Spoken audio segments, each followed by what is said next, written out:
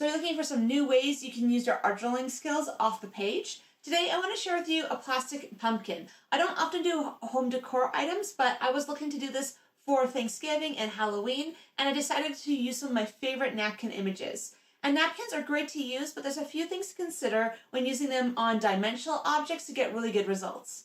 So let's get started. So the first step we want to do in this project is to add a layer of clear gesso to our orange pumpkin. And the reason I like the clear gesso is it's going to dry clear, but it's going to give us a little bit of roughness, also known as tooth. It's going to give us generally a better result just because the paint and the mediums and everything else we're going to add is going to have a place to hold onto the surface. So you'll notice on this pumpkin that I am getting a little bit of cloudy color. That cloudy color will turn clear as this dries. A lot of these mediums that you see, if they look semi-opaque in the jar, often they are clear, especially if they say if it's clear gesso or it's a clear medium, it will dry clear. It just goes on a little bit opaque just to start. So now that our pumpkin's dry, you can see that that clear gesso's dried pretty well. So now that we've dried it, I'm noticing it has a pretty even surface and it also has a tiny little bit of shine to it. That's the nature of the Liquitex clear gesso. So we want to look at adding in a layer of color to this background.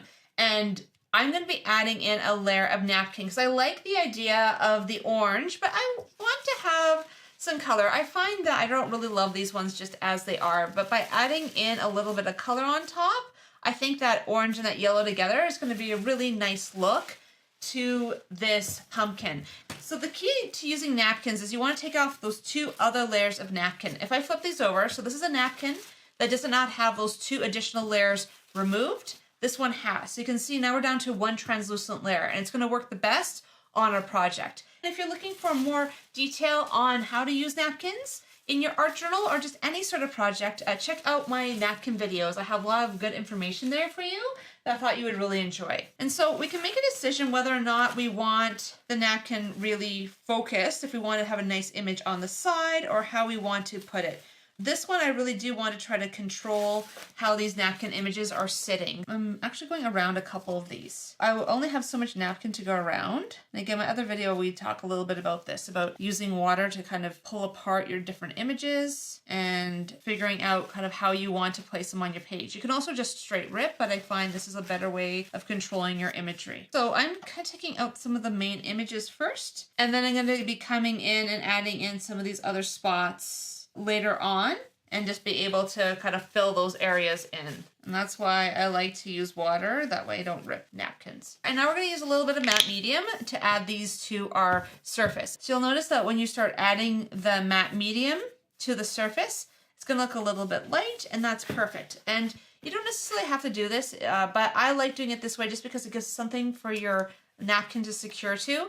And you'll notice that by adding in that layer of clear gesso, it's not going to move nearly as easily. So that's going to be able to give you a little bit more control over your images. And so you can see that as we're adding this on, those white areas are not going to be completely clear. If you wanted completely clear areas between all of your sunflowers and you wanted really bright areas of orange, you could have cut around each one of these napkins individually, but because I don't mind the slightly softer look of the orange, and I like how the orange kind of comes through on the leaves, because basically because of the translucent nature of it, our centers, which are more yellow, are becoming more orange. Our leaves are more yellow, are becoming more orange again. So depending on what look you want, and this is why I wanted to use this particular napkin on this pumpkin. So I thought the orange color would work really well with it. And I'm kind of going from the center and going out. There's going to be a few wrinkles just because of the nature of the shape of the pumpkin. But at the same time, I don't mind a little bit of texture as we're just adding this on. Up to now, I've always done napkins in the art journal, but this shows you that it doesn't take much to be able to add them to something that isn't in an art journal. And so home decor isn't totally my thing, but I saw these plastic pumpkins at Michael's and I went, you know what? I want those for my mantle and I want to do something interesting with them. And I've been doing so much mixed media work lately that I thought, well, you know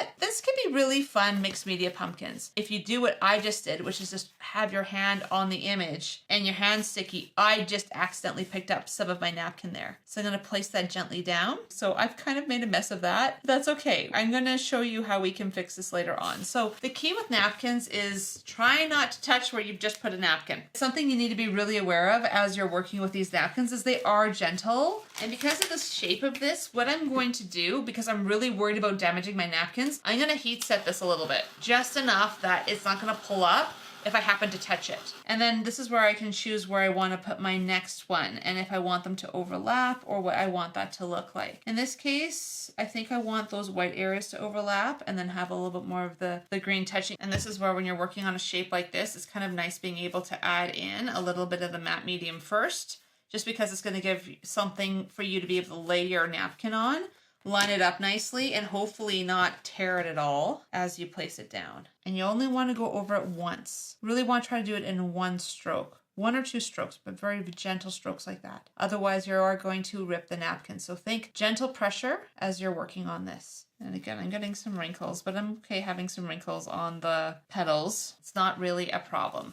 And if you have any comments or questions about what I'm sharing today, just leave a message below in the comments. I love answering your questions. It takes me sometimes a few days to get back to you. I try to check my comments every day, but to be honest, I have quite a few things going on, so I don't always check them as often as I'd like, but just know that I read every single one of them. I will comment when I can find the time, and I love hearing from you. I love to know what's working, what's not working, what you're struggling with, because that just helps me figure out how I can share content that really helps you on this channel. So just thank you so much for taking the time to leave your wonderful comments. I have to say I'm so encouraged every time I look at my comments because you guys always leave the nicest comments, and I'm just so thankful for all of your kindness towards me and just kindness towards what I'm sharing. And with this, you have some choices about where you want to place these. I usually just take a look at the space that I have open, and then just find a spot that I think looks good. You might be wondering how I know how to place it. Honestly, it's a little bit of just gut feel. I start by adding one image, and then I look at the next image and go, well, does that fit? Does that make sense? And then I add the next image, and it usually all eventually comes together. And so again, because I have several smaller ones here that I've added, and I want to cover up a couple of these spots that I kind of messed around with and didn't have a great result with here, I'm just going to put this around like this. So what that does is this one here that wasn't super clear, I can kind of cover it up. That covers up a good section of this side of my pumpkin as well. Trying to hold on to the top of it so I'm not touching anything, therefore I'm not pulling up anything. Again, this is more along the bottom of the pumpkin. I feel like I have a little bit more forgiveness there. Not going to notice it as much. And then because we're going to be adding in some opaque medium on top of this, it's good too because you won't be able to see some of these errors once you actually get that color down. So once your pumpkin's dry, you are going to notice that there's some areas in here that have white spaces. So all these white spaces are areas of the white napkin that overlapped and didn't completely disappear. And that's going to happen, but it's not a big issue. All we need to do is adjust it and use a little bit of paint to help match the color a little bit better again. A way to prevent that is going around all the little edges of the napkin so you always get a perfect image. But in this case, I didn't want to be that particular. I really wanted to be able to move quickly with this project. So instead, how to fix this is we're going to grab a little bit of paint in colors that are similar. So I basically have this Amsterdam Azo Yellow Deep and a little bit of old Pabio orange paint. There's so much paint on the actual label, I can't actually read it right now. But this is a really good color and this should work okay. So all we're doing is taking our brush, adding a little bit of water to it. We're watering down that paint. We don't want this paint super dark. We just want it a little bit lighter. And then you want to go over some of these areas. And you can see that's actually too much paint. I want this even lighter. We're looking to do like a paint wash over it. We don't want it to completely hide the color that we've added. We're looking to just kind of gently add in a little bit of a wash to some of those areas. You can see this by doing that. That removes some of those really strong white areas. It just helps that blend in. Again, it's not about perfection with this. Just trying to add in a little bit of color. And this is also where I could come in with a little bit of the yellow as well and do the same thing. In some of these areas, I do have some areas of yellow. So again, grab a little bit of my yellow paint and then just add them in some of the areas. So like at the top here, I felt like that was too much of like just the super dark orange. So this is even where you could add in little areas of yellow just to make that background to look a little bit more multicolored, a little bit more cohesive. And you could could also do this with some sort of like watered down ink or watered down paint, but you can see that even just by adding in just a little bit of that orange and then adding a little bit of that yellow and a little bit of variegation there makes a big difference. So now we're gonna do something I've always wanted to do on a home decor item, which is some paint pouring. And if you've never done paint pouring, I've actually taught it quite a few times locally, but I've never actually shared anything online about it. So before we actually do the pour, we need to start talking about our medium. So I have a lot of this Demco medium that I've actually added paint to, and a couple of my bottle tops went missing, but if you add in a piece of Glad Press and Seal and you tape it down, there's no reason you can't use it. So I already have some pre-mixed stuff. I'm not doing a lot in each of these pours. This is what's called a split cup. And these split cups I bought on Amazon. And so if you're into paint pouring, it's something I would suggest getting. I have to say that I brought them and let my students use them, and they absolutely love them. They think they're the best thing ever. So we're going to play around with just having a little bit of color in here. And I have this one here. This is a green-blue color. Pour a little bit in there. I got a tiny bit in the other one, but that's okay. And then lastly, we're going to follow up with the red. And so because these are all more primary colors plus white, they should work pretty well together. They should not create mud. But because we're doing what's called a dirty pour, so combining 3 different colors together in one pour, we're going to see how this goes. And part of the reason I haven't done anything interesting with the top of my pumpkin is because I knew I was going to be doing a dirty pour. And I don't usually do this on things like this, so we're going to see how this goes. And this might be good, it might be awful. We'll see how this works out.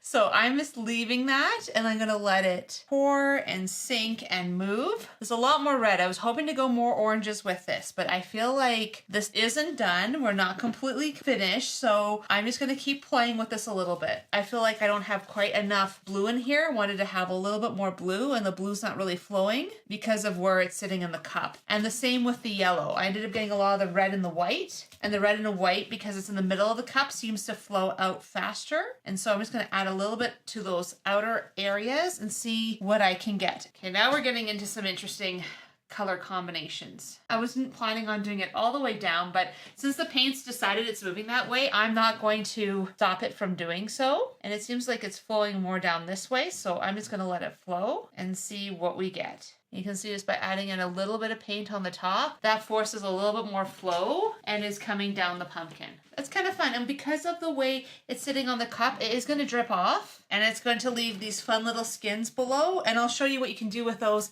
in a different project. This is super fun. And if this is something you'd like to see more of on my channel, just let me know. I am more than happy to share a few more techniques like this. And this is where the split cup can be really, really fun. Because look at all of those really interesting colors and design that you're getting. And I almost feel like I have too much green because now I have some fun orange colors in there, but now the green's kind of taken over a little bit more in spots. So you can see the important thing isn't to go too much at one time. So let it play and see what plays out of the shape that you create. And I'm not sure if I'm loving the colors I chose. I think it looks pretty good, but it was maybe a little bit more blue than I wanted, and I ended up getting a slightly different mixes of colors than I thought, but we're gonna let it dry. At the same time, I think this was a fun experiment because I've never tried a pour on anything that's been more home decor, so I'm quite curious to see what this is gonna look like. So I realized I don't really love these colors. I'm really not happy with it. It was too much blue, the wrong blue, because now the colors I got were green were not really that deep green that kind of work with it. So now I'm going to go in a completely different direction. I'm adding in some golden iridescent bronze. I'm going to throw in some golden iridescent copper fine. I'm going to add in some iridescent gold, some nickel azo gold. We're going to try some yellow again. And this is a 5 split cup. So I'm hoping we're going to get some iridescent. We're going to get some different colors because the blue was just the wrong color mix. I'm hoping that this will work better. And I'm hoping it'll kind of cover up some of the other stuff we have going on so far. Because I loved how it looked. It's just the wrong color combination. Usually when you do pouring, you just do a painting, where now I'm pouring a little bit differently than I normally do, where I usually am not trying to color match something. So this makes it a little bit more challenging. But I'm hoping that this will work pretty well. It's giving it a different look. I think it's getting better already. So I think I want to come back in with a little bit more of the yellow and these different colors and maybe add in a little bit of the red as well. And yeah, so this is way more pouring medium than you normally need for this, and I should have maybe stuck with just the very top, and instead I let it drip down a lot, and now I'm running into all sorts of interesting times. But that's kind of the way it goes with paint pouring. You know what? Even though I made a mistake with this one, I honestly am kind of enjoying the experience with it. And sometimes that's what we need to get out of things, is maybe it didn't go according to plan. Maybe it is going kind of sideways. But you know what? It doesn't mean it's not fun. Needless to say, way more of this pumpkin is getting covered than I planned on. So I ended up finishing off this pumpkin, and I'm not totally happy with how it turned out. So let's talk about what do you do when your pouring medium goes sideways. So the first thing about this one, you'll notice that how it's dried versus what it actually ended up looking like when I first started is two completely different things. When I first started with this one, I had the colors, I thought they were quite dark, but they lightened a lot. And a lot of the colors I was using a more transparent paint with, and that also gave me this very light look to it, which I wasn't going for. So this is the first time I've actually tried this with something that was not a flat surface. So one thing, when you're working with pouring medium, if you're using it on a flat surface with a white background, you can go with a lot of these metallic colors. You can go with a lot of these lighter colors, and it's going to work really, really well.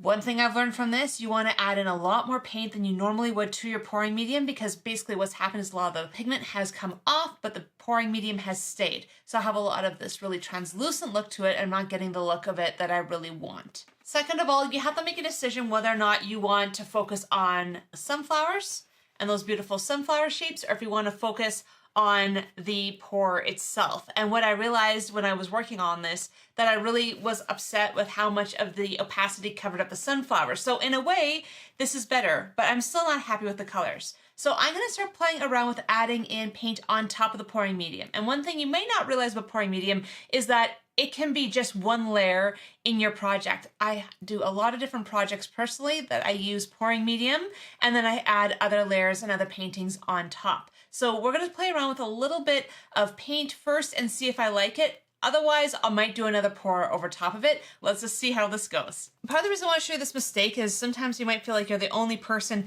who ever makes mistakes on projects like this. You're not. So that's part of the reason I wanted to share with you what happens when things go sideways, and then some ways you can maybe try to fix it. Maybe this next step isn't going to work, but you know what? You got to try it just to see what's going to happen. So I'm going to be using some interference gold paint, and what this is a gold paint, but it's also a color flipping paint. They're called interference paints because they do color flip. So you have interference red, you have this interference green blue. That gives you a little bit of a green blue color flip as well too. I love using these on projects. So with interference paint, especially with the gold, what will happen is if you add it, and from one perspective, it'll look completely flat, and another perspective, it's going to be extremely gold and shiny. So I'm going to start by adding a little bit of this onto my surface, because what I'm hoping to do here is maybe accentuate some of these spots where I'm not covering up all the color that I put underneath. And instead, I'm maybe going to just try to make this seem a little bit more shiny and have that look a little bit better. I'm not sure if this is going to work. We're going to see. Again, I started with the wrong colors to start with this pour, and then I spent a bunch of time trying to fix it and fix it and fix it. And sometimes, you know, it's almost better just to start over or just let it dry and then try to add in another color. But you know what? I'm just going to run with this and kind of continue to play with it and see what I can get. So a lot of people don't realize you can paint on pouring medium. It's actually one thing that I really do enjoy doing, especially if I have a failed pour. Often I will have a failed pour and I will actually take it and do something different with it. But because the color's really vibrant, the color's really fun, it just really adds a lot of interest and variety to my projects. So yeah, just because you've maybe had a failed pour, quote unquote, doesn't necessarily need to make it not a good painting. It just is a painting that needs to be turned into something else. So I feel like that's a huge improvement. You have a little bit of the color seeping through. You get some of those reds. You get a little bit of that blue contrast, but it has a lot more shine to it than it did before. I feel like you still get the focus on the sunflowers without it being taken away because of all of the paint on top. So this is where you can come along these edges and just add in a little bit of Stabilo all pencil, just to add in a little bit more depth and edges to it. That is going to make a difference on how this ends up looking. And what I'm going to do is actually come in with a very fine round brush. I'm going to dampen this a tiny bit and just pull out that color because this is a water soluble pencil and start adding in a few extra details. And if you feel like somewhere it's a bit too much, you can always just use your finger and pull it back a little bit. And you may want to wipe off your brush from time to time because you're going to end up with a little bit more dark color than maybe what you necessarily need. That's where you can just add a little bit of shading in some of these spots here that are in behind. And that's just going to continue to add, again, a little bit more contrast. I feel like we almost want to darken this a little bit just to help it to stick out and to work a little bit better with everything else we have going on. And the stabilo, because it's water soluble, it's very forgiving. So if you make a mistake, all you need to do is take a little bit of a baby wipe of water, wash it off, and try again. So I hope this is giving you some ideas on how you can use your napkin skills on home decor items like a pumpkin. And I hope this is giving you also an understanding of what happens when you're working on a rounded surface instead of a flat surface. As you can see that even with the pouring medium, I had some trouble understanding how to adjust the medium for a non-flat surface. And the art journal is a fantastic place to start learning your skills, but sometimes when you take them off the page, there are some new challenges to that. So I hope this is giving you some ideas on how you can really make that seamless transition from a flat surface to a more rounded surface and still be able to get a really great project. And if you'd like to see another video about how to decorate a pumpkin, click here. This is one I did a few weeks ago using tissue paper and some other mixed media items that I thought you'd really enjoy. So I'll see you in that next video.